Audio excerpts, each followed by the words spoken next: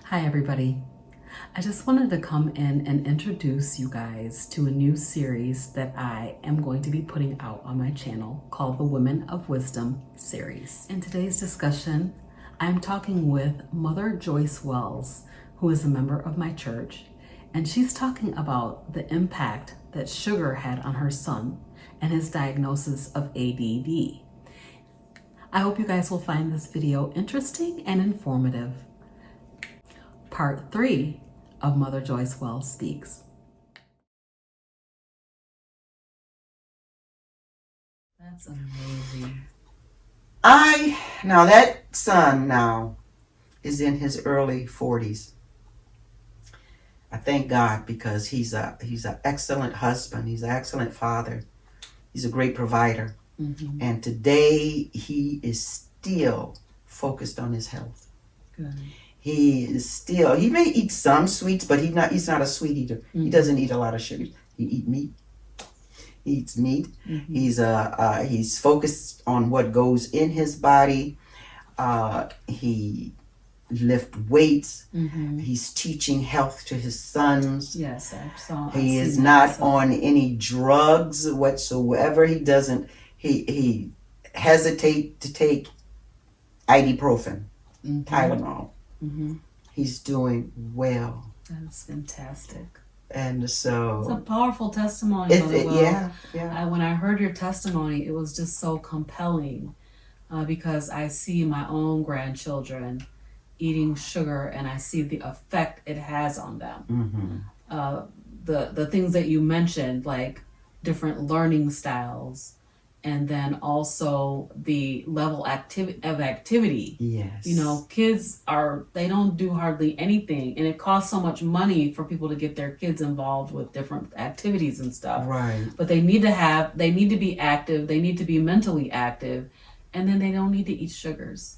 Absolutely. They don't need to eat all that processed food. It's just so convenient for parents. And I was talking to my daughter about it, Sashi in particular, and I said, wouldn't it be great if your kids could be carnivore? That's what I want them to be. Mm-hmm. Because no processed food. She's like, that's too much work. It's a lot of work. And you have 5 kids at home, I understand. But it's so worth it for the benefit to them. I've always known sugar was really bad. Too much sugar was always bad. Yeah. For not just children, but anybody. That's right. Because of all the illnesses that it causes. Yes. I can remember and can almost sense when things changed when I was a child. Because my parents raised 9. Mm-hmm. And my mother did work and my father did work, but we just did not eat sugar like that. We ate from the Mother Earth, from most of it, from bushels, from the orchards, from the gardens, from other fields of things to feed large families. Right. But rarely we would get a quarter to buy a snack or something, which is probably why you didn't hear of a lot of attention deficit disorder at that time. But I could sense and remember when I got married and became a parent, when society changed and pushed processed food, the simpleness of preparing your food. Because I did the same thing to mine. I did feed them a lot of healthy food, but because of work, a lot of pizzas a couple of times a week, the box stuff like you said, frozen the canned biscuits, the canned string beans. In my mind I'm saying, okay, I'm gonna give them a balanced meal, they're gonna do this and that, and you have to eat all your food before you get your snack. Actually, I made sugar a reward for them to look forward to. Yes. And in order to eat their food. Right. And I also remember now when it changed from you eat what I give you to let's give the child whatever they want to eat. I remember when did that change Yes. in society with children? And it went from 3 meals a day to 7 or 8 meals a day. Snack.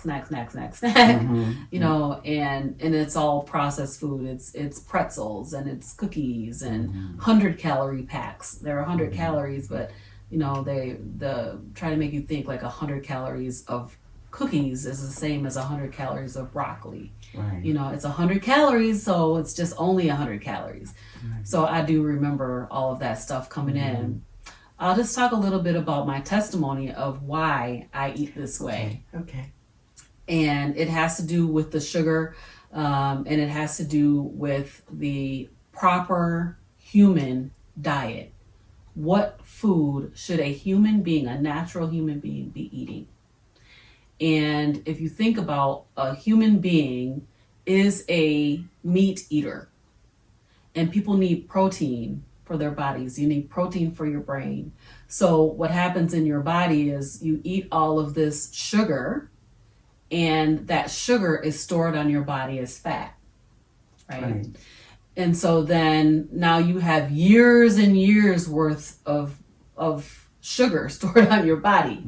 Your body can either burn that sugar, which it can't burn it all off, so it just stores it, continues to store it, and or it can burn body fat for fuel. So I try to stay in a state of ketosis, nutritional ketosis, which is where my body is burning fat for fuel. I started out with keto, which is high fat, moderate protein, and low carbs, so less than 20 carbs per day. Okay. And I realized that the carbohydrate cravings would just overtake me. So it was not sustainable for me to eat that way. And it's definitely not sustainable for me to eat like a standard American diet, which is hundreds of carbs per day, because I just gain all this weight. You know, I feel terrible. My mind is not clear. So in February, I had been hearing about the carnivore diet for several years now, and I wanted to try it because I believe that there's a proper human diet spectrum. But in the far end of the spectrum is meat-based, totally meat-based diet. But I wanted to try it. I've been hearing about it, and you know, I've been hearing good and bad. Different people say different things depending on who you listen to about it. But I listen to a lot of physicians who talk about the health benefits of it and it reversing so many chronic diseases like type 2 diabetes, heart disease, liver disease, cancer. Because cancer feeds on sugar. Okay. So in February, I decided to try it and have had just amazing results with it. Not so much in the weight loss, though, because we all want to crash diet. We want to lose 20 pounds in a month, you know, want to lose weight fast. And it's really not about that anymore for me. It's about the healing that's happening inside my body. So I have chronic anxiety, like terrible anxiety, to the point where I had to go to the doctor last year and ask her to put me on medicine. I said I need to have something because I'm not going to be able to function if I keep going like this. So that anxiety, and then of course the yo-yo dieting is terrible for your body. It is. It's terrible for your body. Like it's almost better to just stay large if you're not gonna stay small. Okay. Right?